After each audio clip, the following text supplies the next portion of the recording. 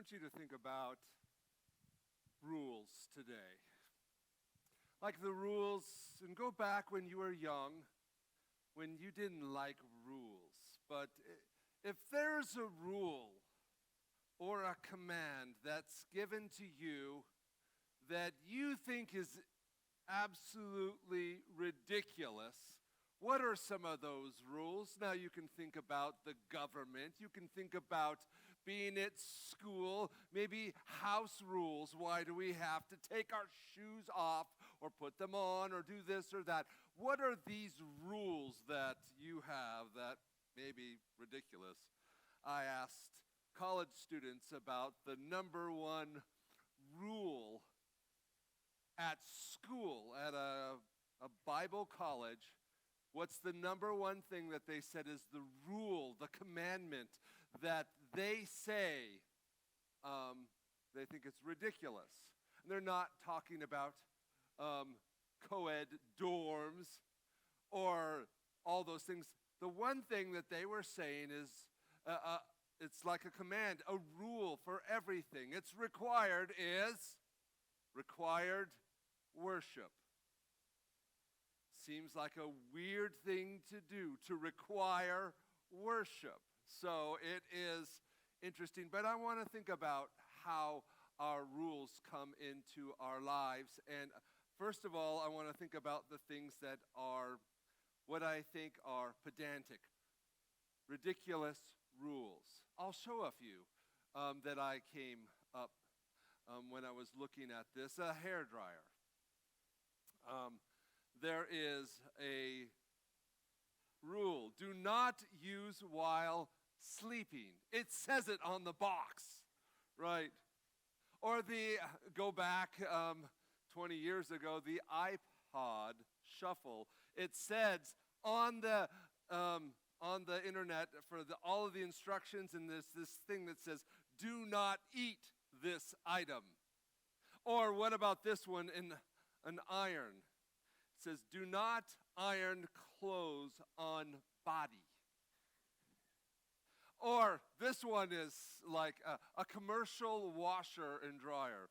It says, do not put any person in this washer. You know somebody did this before, right? Okay, and then this one here, it's not really a command, but I have to put it in there because it's ridiculous. The letter opener. It does require or recommends that you use safety goggles to open a letter. Can you imagine if in an office you are going and saying, sorry, I have to stop for a second. You get up out of your chair, move out of your cubicle because the book, like you got to do booking and accounting and stuff like that. You have to go over to a cabinet on the other side, open up, strap on your little goggles so you could open up this envelope and just find out it's no opening for that. There's a little brass brad that you open up and it's like put your goggles down. It's like, this is ridiculous. It reminds me of what it said on a carton of eggs. It says this product may contain eggs. All right, so I know I went off field there, but let's go back to some of the rules that they have. Do not warning on all of them. A car, it says, do not drive with the sun shield in place. Or the Sea-Doo. It does say on this, never use a lit match or open flame to check the fuel level. I can't even think about that at all. I mean, all right. The chainsaw. Do not hold the wrong end of a chainsaw. It's like, and they had to have a graphic for this. So in case you can't read, you have a picture. Don't do that. Or the label on the mattress. And this is very confusing for me because you're not supposed to remove the tag, but it says do not swallow. I don't know if it's for the tag or the mattress, but these things are there. And why are they there? You think it's just because somebody in marketing or production, they're just bored and they want to look at people and say, look how crazy people will do. They'll listen to this. No. Every product like this has been a part of a lawsuit, and a claim for people who are hurt or they did something absolutely ridiculous. So why do we have these rules? Why do we have these ridiculous, pedantic commands? They are there. And I'm thinking about why we have rules for anything. And I'm not calling for anarchy or anything like that, but I'm saying I need to understand why. Why we follow these rules? Well, when you look about every relation that you have rules for them. My wife and I, we have rules. Now, we love each other, so we can just say we love each other. That's all we need. Love is enough, right? However, there are rules that are attached to that relationship. And if there are things that I don't do or I break, that relationship gets fractured. It gets at least bent to a place where you can actually break that relationship by breaking the rules. So every relationship that we have has some sort of a rule or a set of rules for that. And in all of that, we think about a group of people who are receiving those rules. And when you look at the Old Testament, you start saying, wow, the whole Testament has all these rules, all these commandments. It's all about legalism. It's not about that at all. You think about the Israelites, when they received their rules, they were in captivity for over 400 years. They knew about a God long ago. But when you go 400 years of slavery, think through history and find any nation who has been in captivity over 400 years. You can't find it. So you can think about the generations after seasons, centuries, where they were in Egypt. They danced with Egypt. They eat like the Egyptians. They follow their rules. And when you do this for 400 centuries, what happens? Your whole culture completely shifts. Can you imagine America? Let's say if the Brazilians came in here and took over. For 400 years, we wouldn't have apple pie. We would have something else. And in our dances, they would be the samba. And then we would have soccer instead of all the other things, right? So we would have a totally different culture. We wouldn't even be in America. So you think about this group. When they're pulled out of slavery, they need rules. And in fact, it seems like that they are so spiritually immature that they need some basic things that say, do this and don't do that. And we do that with our kids. Do not touch the stove, right? And sometimes we don't give a lesson on physics and temperature or things like that. We just say no. And it's very clear. And I do think we see this from beginning to the end. You'll see the rules. They don't change. They flesh and mature all through the history, where Jesus doesn't have to tell people, you don't murder this person, but now he's saying, okay, we've grown up from that. That's pretty obvious, but now what's not obvious is that you must think about your heart, the hate that you feel, the vengeance that you have, the way you see people. They're so foolish, right? This needs to be changed. So you see this in history. So thinking about Israel, pulling out, he has all of these rules. And you might think that this is so pedantic, this is ridiculous. Why have to walk this many and do this and do that? It's like they need that at that season in life. Generation after generation, they have been infected by a different theology, a different culture, a different way of life. And now these basic rules are needed.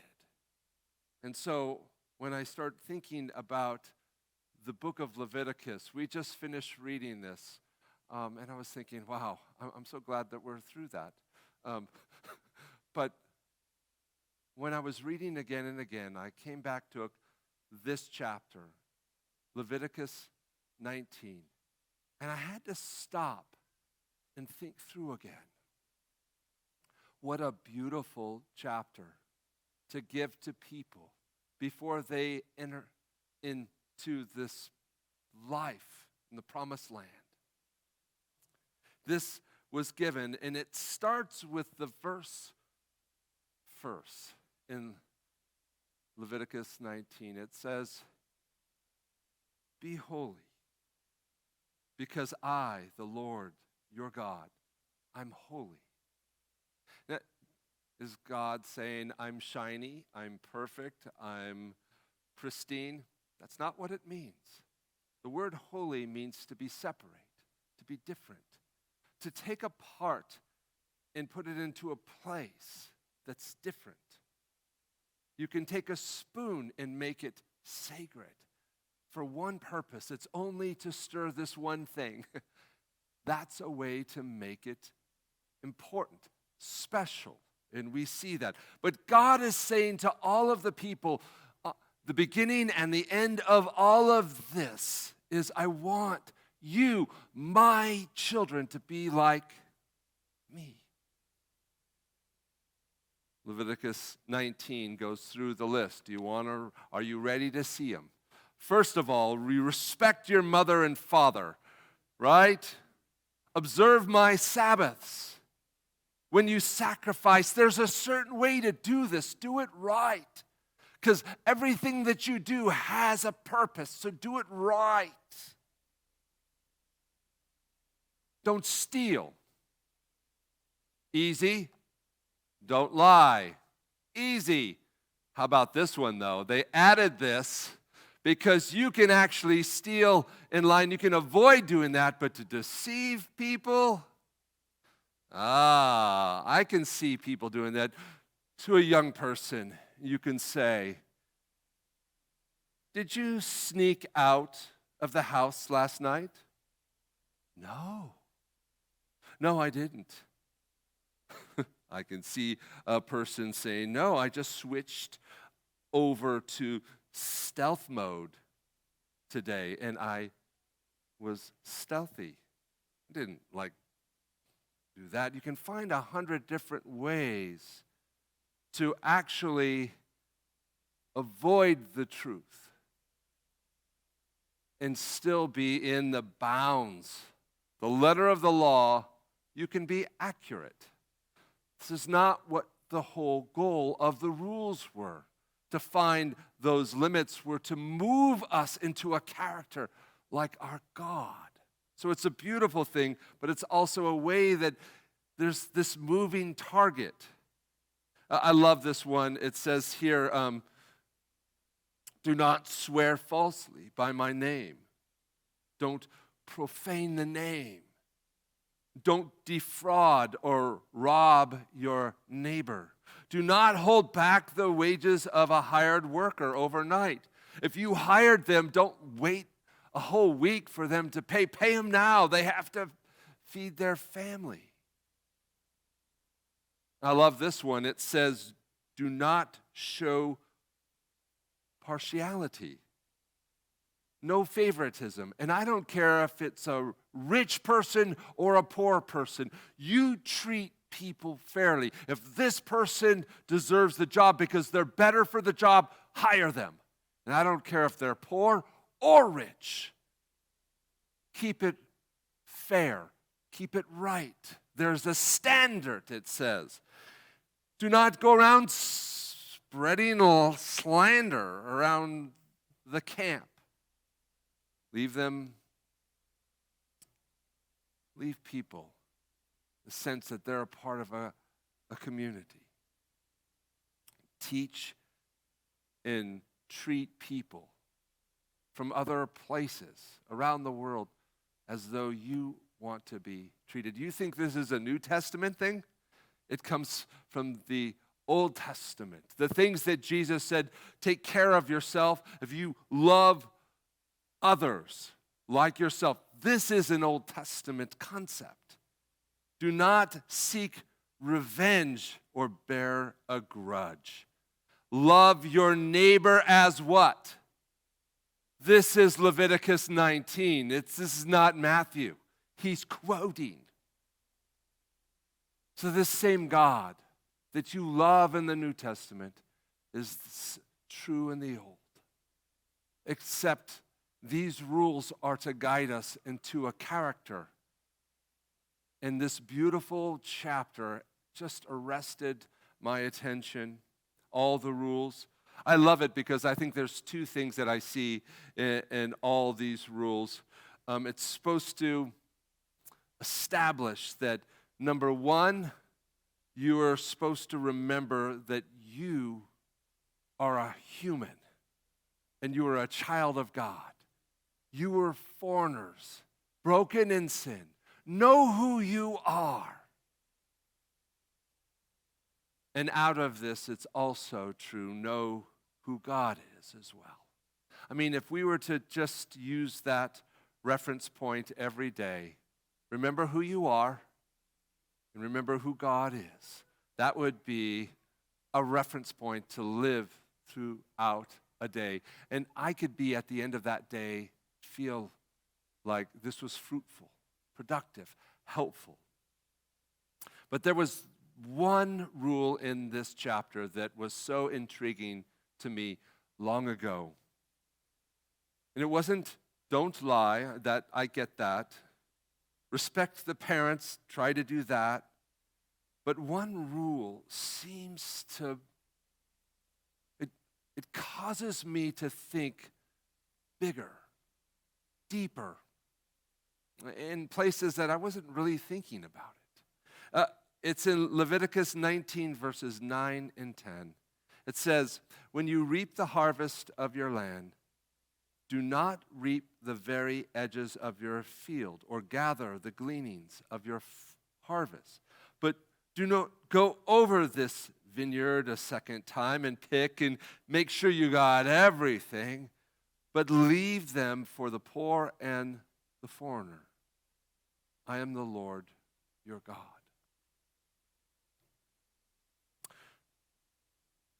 Maybe it's obvious to you, but when I read this, there was a bit of a wake-up call for me. Like, this is a different world that I'm in. I am trained to be self-sufficient, to produce, and now I want to take care of the things that I need to take care of. And the things that I have, those things are what? Mine. This is mine. And I'm thinking, this challenges that whole concept.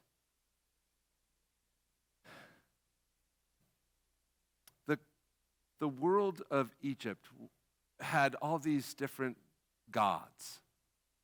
And these gods are so stingy. There was no benevolence. There was no generosity. These gods that the Egyptians were following and worshiping and sacrificing to these Egyptian gods, they were not only harsh, but they were stingy. And they took everything. And there is nothing apart this culture that says, share, make room, be generous, and in all of that. So I look at this and I see a few attributes that I just see in this part. It says, number one, there's an admission that God is the source of all. Go back to that whole concept of take your property and put all the way around of your property, your lines, your fences that they go all the way around your property. And you leave it, the edges. Can you imagine what it would look like in a community, a city plant, and everybody had these lines that are blurred. And then you knew on every corner of that piece of property this gift for anyone who's walking through. This is an admission that God is in charge of everything. If you have something, is it yours? I know you sweat for that. You sacrifice for that. But everything you have is also God's. I have my next door neighbor, Jeff. We share tools back and forth. And after a while, we just share. He pulls over a trailer. I have his chainsaw. It's just like, we have this thing. I said, Jeff, can I see that hammer? It's the Lord's hammer. Grab it. So do you need the drill? Yeah, it's the Lord's drill. I put it like little signs in the place that says the Lord's tools. And we have a lot of fun with that. But when we start thinking and living that way, of course that's my drill. But it's not my drill. It's the Lord's drill. Having that awareness that everything I have is given by this benevolent God changes how much I cling to stuff in this world. It makes us more generous, open, and free. I also like this idea about the edges that in Leviticus it says, make room for grace. Do you have room in your life for extra grace, for mercy, for extra things? It's the concept that's very hard to do because everything that we're supposed to do is keep it very efficient, everything in a place. And you put things all the way to the edge. We use all the space that we can. What about having extra room in our lives? And this could be time for people. It could be for resources that you have. At one point in my life, I left $50 bill in my wallet, always. Or I stick it certain places. Why? I don't know why. Well, I don't know what situation will require that, but if I dedicate areas and make room, the grace will be there. It'll show up. I think there's also an expectation when you do this, when you follow this rule, this gleaning rule, this thing in Leviticus about your property, it also has this expectation that the community will get closer and closer as well. I love that. Sometimes I learn this. I can be very strategic with my day. I would lock down every 15 minutes, and I had enough room to get to one place or another. There was no room for emergencies, and there was no room for conversations. You try to do that in a college community for 25 years, that didn't work. I had to dedicate hours of my day to walk around on campus to do nothing. And that's right, I got paid to do nothing, to have room. But have you ever done that where you just go to the park because you have room and you have no agenda? You have room for more. I think about going into the hospital and just walking up and down. with room to meet people, to see people, to walk, to just see. Did you know that at 9:15, there's a couple who walks on time in front of this church all the way down to the Rotary Park? And I see them every time, 9:15, they hit right in front of our churches. You'll see it if you're there watching, if you have room in your life for that.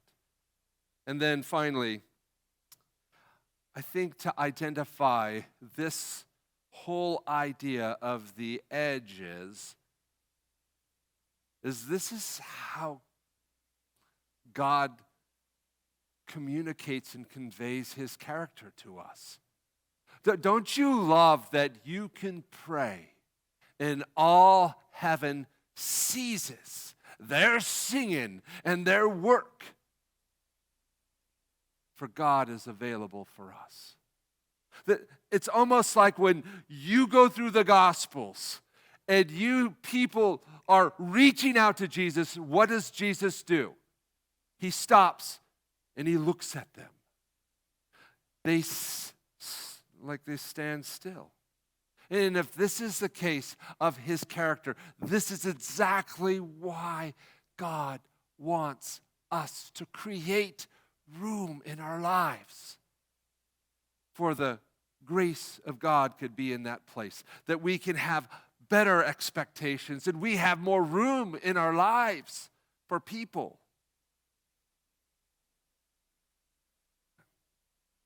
Many years ago, I started a garden because of this.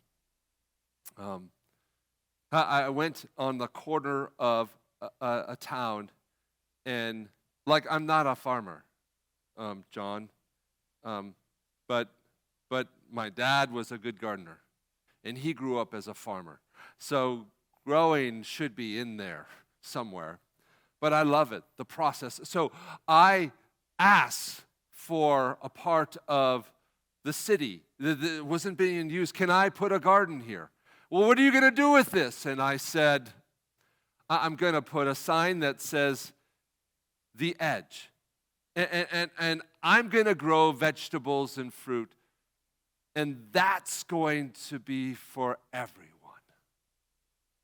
And we had almost like a football field of melons and tomatoes and food.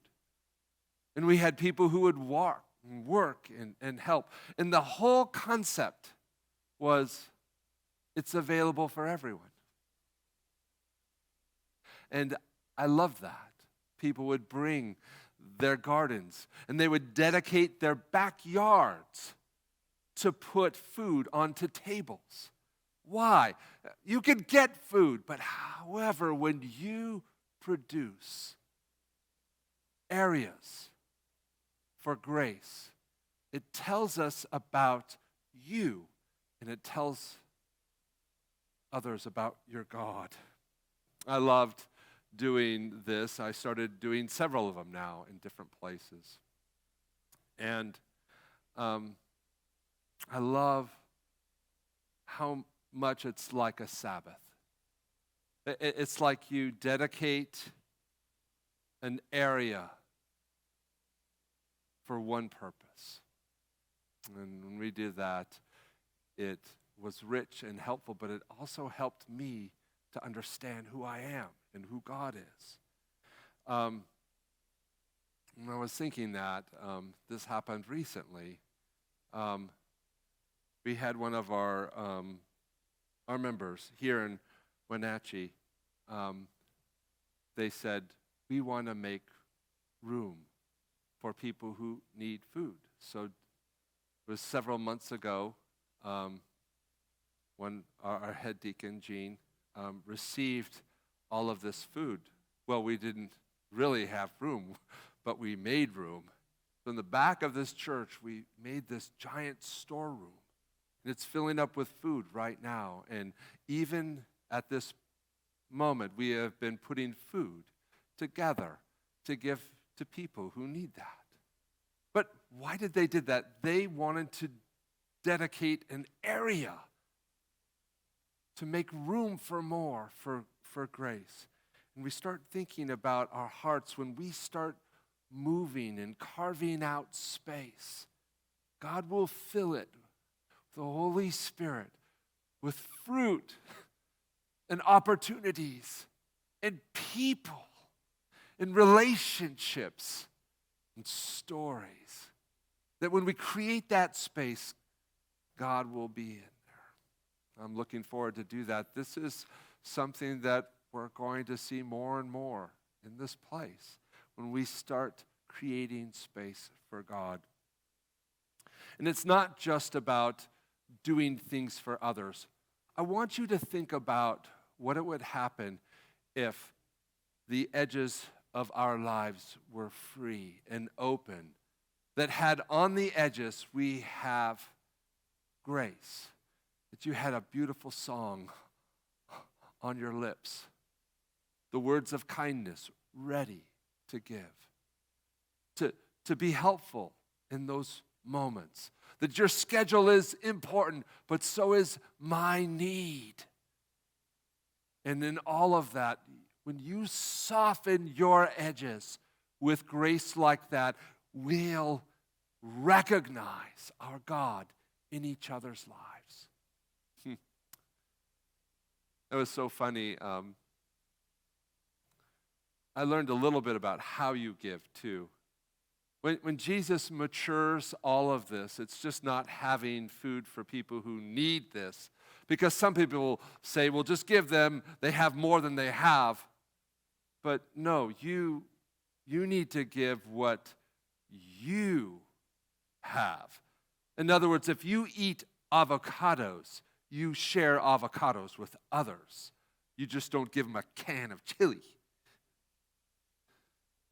If you eat melons, you share melons.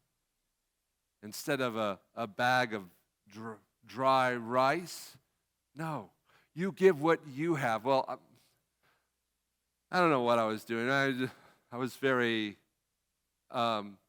efficient with my time. I made we did a hike where we were walking with my son Morgan, and I just packed some basic food. Mine was already done, but I had to do something for him real quick. I threw a sandwich, and when he looked at that sandwich, take a look at that.